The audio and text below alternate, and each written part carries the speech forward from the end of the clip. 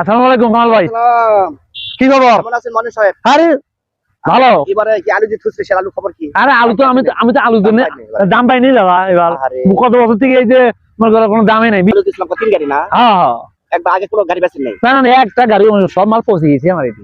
আরে এমন ধরার মধ্যে আমি তো এবারে তো এই পর্যায়ে যাওয়া লাগা নাকি সমস্যা নাই, সমস্যা নাই। এবারে তাহলে কত নিয়ে তুলছে কয় গাড়ি? এর কম করে 120 টন মাল ঢুকবে আমার কষ্টের মধ্যে। গাড়ি ঢুকবে কম করে 200। না আচ্ছা তাহলে গতবারে তুমি হলো হ্যাঁ গতবার দাম তাহলে পাইনি না না না তিন গাড়ি একবারে একবারে লস হয়ে গেছে আমার। হ্যাঁ ভাই উড়াই দেন আমার তাই না?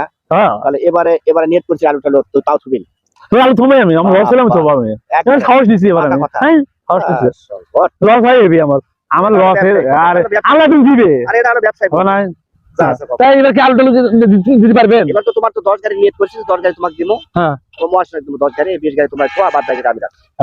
তাহলে কি করেন এই জানুয়ারি মাস শেষ হলে একটু গরম গরম ভাব পড়বে না ফেব্রুয়ারি মাসে? হ্যাঁ হ্যাঁ তাহলে তুমি একটা ভাগ করে নাওগা। হ্যাঁ সময় হয়ে গেছে কিছুদিন পর মনে করেন যে আলু গাছ শুরু হবে।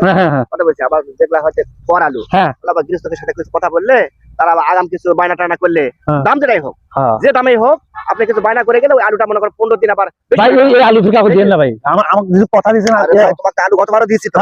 হ্যাঁ হ্যাঁ না না ভাই আপনার নিয়ে ঠিক আছে কথা বলছি যেহেতু তুমি আলু কিনবেন এবার কিনে কিনে থইন লস খাচ্ছে কি আছে সমস্যা নাই যেখানে লস হবে সেখানে বন্ধু বান্ধব লস হয় হোক বন্ধুত্ব থাকে ভাই থাকা না থাক বন্ধু যেন থাকে। ঠিক আছে।